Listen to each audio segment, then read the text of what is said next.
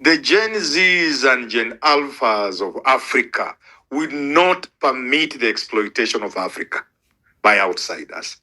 This is what is causing all this nonsense about changing education in Africa. The whole nonsense of 100% transition, so that you pack students in a school, you pack students in a class so that there's no meaningful education going on.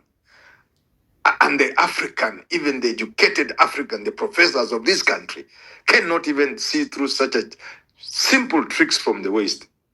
You know, this is it. This is where CBC is. If we are going to change this country, we must begin with changing education.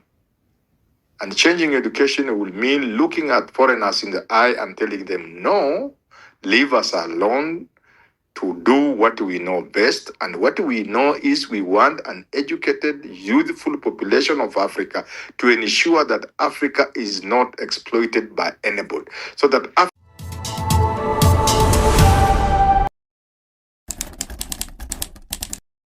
President William Ruto, while campaigning, he promised Kenyans that he will deal with this animal called CBC, an animal which nobody understands. And when he came to power, you say he couldn't scrap CBC because there was an outcry. That's not true. Nobody ever said CBC is good, and perhaps in your words said it loud enough for Ruto, President Ruto, to change his mind. No.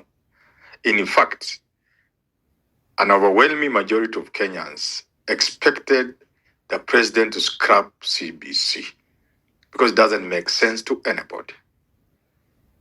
Some speaker here, I can't remember who, has talked about external influence. This is an instance of external influence. The president was well-meaning. He knew this mongrel, this animal called CBC. Nobody has been able to explain what it is. And even at the time of starting it, the minister, Amina Mohammed, said we were not ready for it at the time they were saying we should start. However, it was forced through. Let me put it to you, the bar and other Kenyans. It is a scheme by Western powers to ensure that the African continent and other third world countries do not open their eyes. It is a fact that Europe and other places have aging populations, while Africa, on the other hand, has a youthful population. It is a fact that penetration of education in Africa is causing a nightmare to these outsiders. Should Africa, with a growing population, should Africa with an educated population get to a point where they can look these outsiders in the eye, they would lose out. They survive on exploiting Africa and other third world countries. And they cannot allow Africa to open its eyes by way of education, by way of educating its children.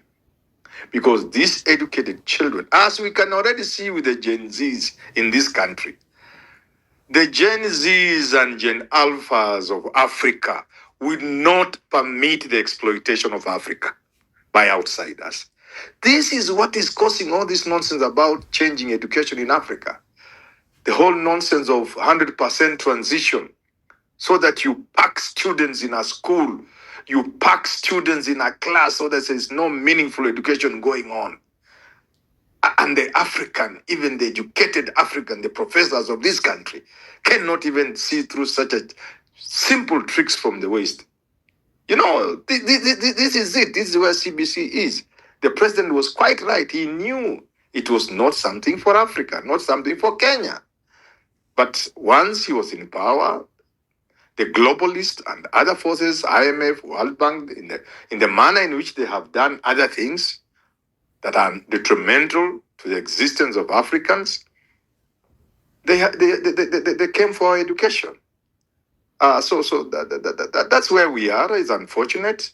But if we are going to change this country, we must begin with changing education.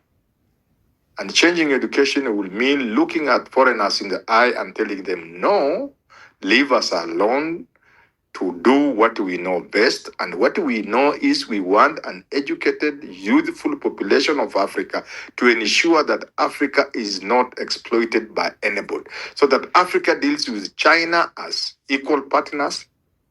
Africa deals with Japan as equal partners. Africa deals with Europe and America as, because we live in a community of nations. But in the way things are now, look at university.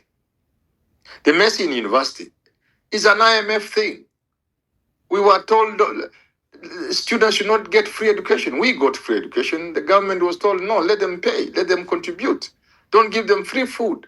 What do we see are now children getting almost married. Either way, in terms of they are cooking in the hostels. Because we have been told they must pay something. We know it's not correct. We know it's not right. We know it's not that we don't have the money, but we don't have the will and the courage to tell foreigners, please leave us alone. Here we shall cooperate with you. Here we shall work with you. But when it comes to you telling us, let us kill education, we will not listen to you. Please give us a break. And this is where the problem is. So even as we talk of free education, we really are not saying anything. We all know it's not working.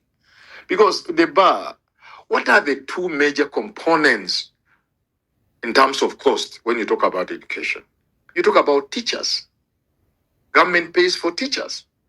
The remaining bit is not as expensive because most of it is not even constant. Some of it is just a one-off thing. The next component in the cost of education is the physical infrastructure. Free education has not touched that. Government has not given money until only recently when they came up with doing a few classrooms because of the transition to junior, I think from junior secondary or something like that, under the leadership of CS late Magoha. But from 203, the component of building, putting up classes and other physical support infrastructure has not been an aspect of free education. So what was this free education?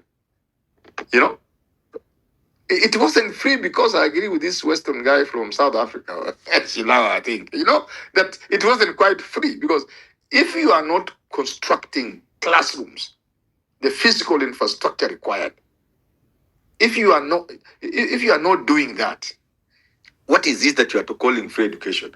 Once the government has already paid teachers, the remaining bit is something government can do and give completely free education beyond what Western is saying.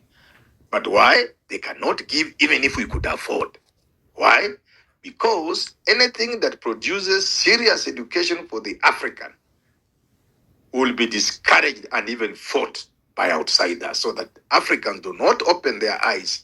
Because the moment the African opens their eyes, that spells the end of exploitation for the African people by the outsiders. So education is a key factor in stopping that exploitation of Africa, the land with all the resources, but with all the poverty. So nobody's going to help us change our education, really. And if you are looking for why, then CBC has not been scrubbed. I've given you the answer. It's outside influence. Thank you.